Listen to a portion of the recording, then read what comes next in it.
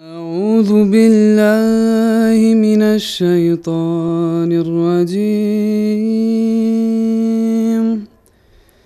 بسم الله الرحمن الرحيم.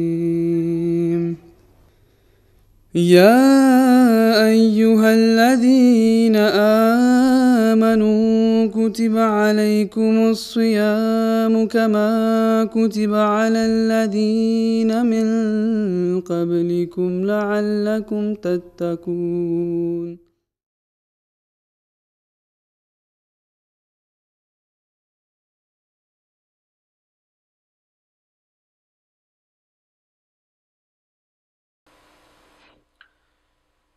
أعوذ بالله من الشيطان الرجيم. بسم الله الرحمن الرحيم.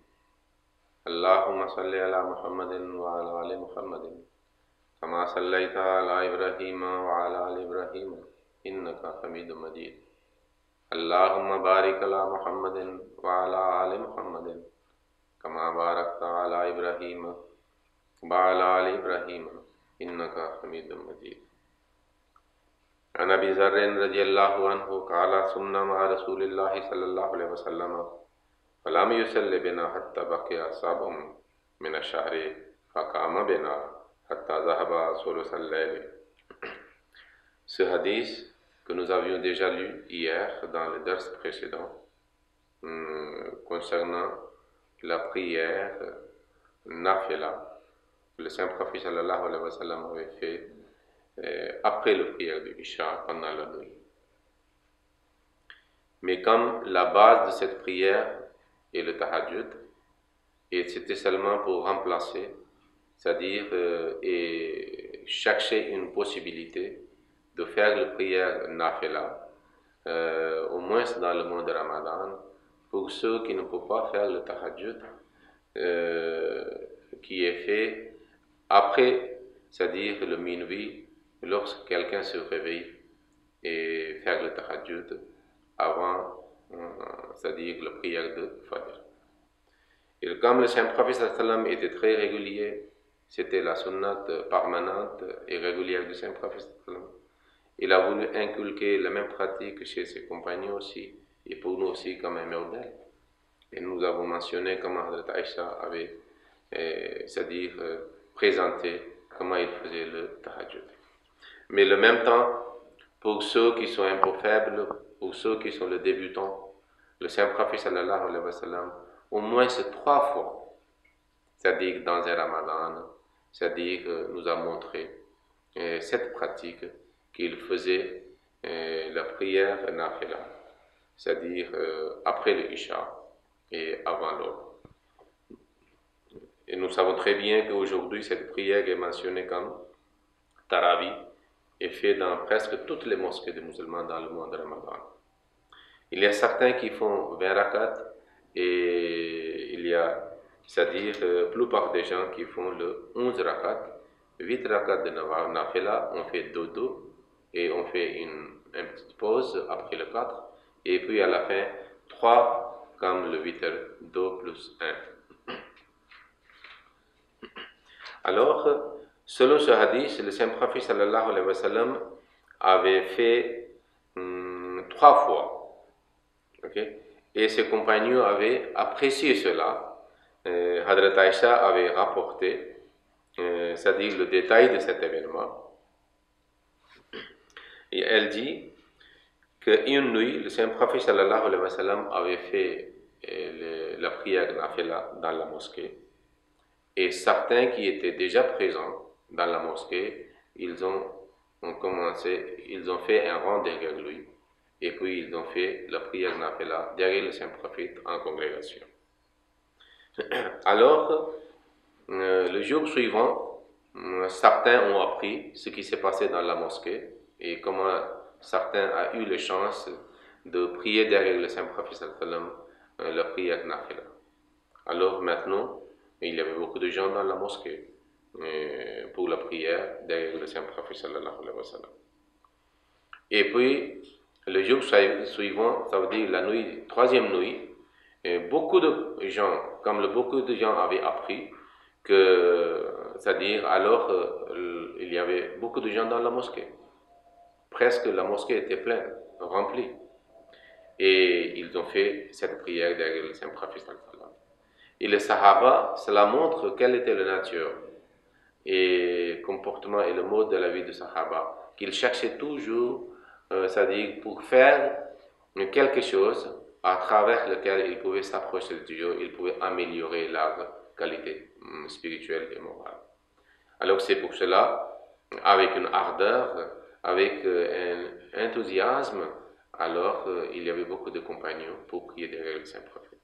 Mais après 3 jours, le Saint-Prophète sallallahu alayhi wa sallam, Hazrat Aïcha dit, qu'il resta à la maison. Il n'est pas sorti, mais elle avait aperçu qu'il y a beaucoup de gens dans la mosquée qui attendent que le Saint-Prophète vienne et qu'il puisse faire derrière lui. Mais le Saint-Prophète n'est pas sorti. Alors, quand il est sorti pour le Fajr, la prière de Fajr, le Saint-Prophète dit que oui, je sais, il a pris. Mais je n'ai pas voulu faire la prière maintenant parce que si je deviens régulier pour cette prière, ça deviendra comme, vous allez le considérer comme une obligation. Et peut-être ça peut être difficile pour certains suivants de mon ummah.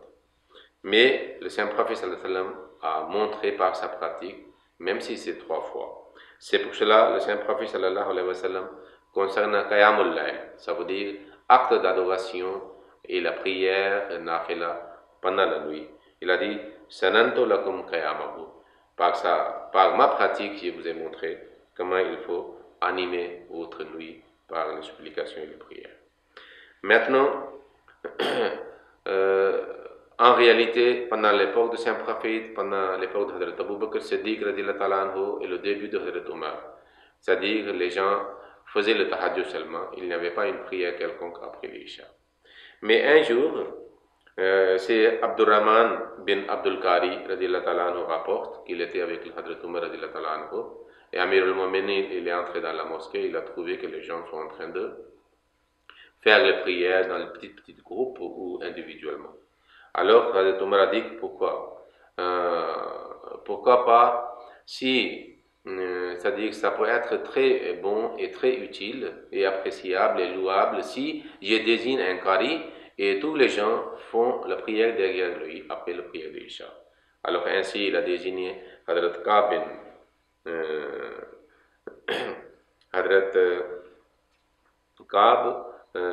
c'est-à-dire Hazrat Ubay bin Ka'b, pas Ka'b bin Malik, mais Ubay bin Ka'b qui était un des grands qaris parmi les compagnons du Saint-Prophète. Même le Saint-Prophète lui avait dit une fois de réciter pour lui, le Saint-Prophète avait écouté sa récitation. Ainsi, Hazrat Omar a désigné quelqu'un et tous les musulmans sont derrière lui, ceux qui ne peuvent pas se réveiller pour faire le tahajjud avant de prendre le repas du matin. Alors, ils ont commencé à faire le tarawih aujourd'hui. C'est la pratique de Ummat Muhammadiyya qu'ils font le tarawih après la prière de Isha. Alors, dans le Jamaat Ahmadiyya aussi, c'est la pratique. Et quelqu'un avait demandé une fois au Messie premier concernant le tarawih. Le Messie premier dit qu'il n'y a pas d'objection de mal, vous pouvez faire le tarawih. C'est pour cela dans le Jamaat aussi, les Hufaz et les Qari sont désignés dans différentes mosquées, si c'est possible, pour qu'ils font le tarawih. Ainsi, au moins, ceux qui ne peuvent pas une longue récitation et une longue prière de tahajjud comme le Saint-Prophète faisait, au moins nous pouvons écouter le Saint-Coran et aussi faire le nafila, 8 rakat comme fait dans nos mosquées et le 3 witres 2 plus 1. Et nous devons essayer de faire le tarawih, mais même si quelqu'un fait le tarawih, l'important de tahajjud reste toujours important. C'est pour cela que nous devons essayer au moins faire 2 ou 4 nafila avant de prendre le repas, en suivant la sunna de Saint-Prophète sallallahu alayhi wa sallam. Qu'Allah nous accorde ses bénédictions et nous rend capables pour faire le tahajjud et le nafila dans le monde des malades.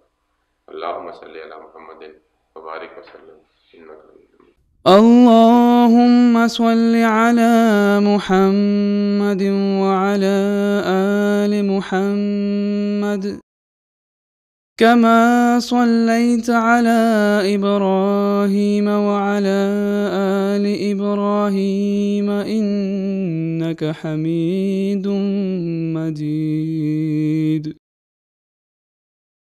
اللهم بارك على محمد وعلى آل محمد كما باركت على إبراهيم وعلى آل إبراهيم إنك حميد مجيد.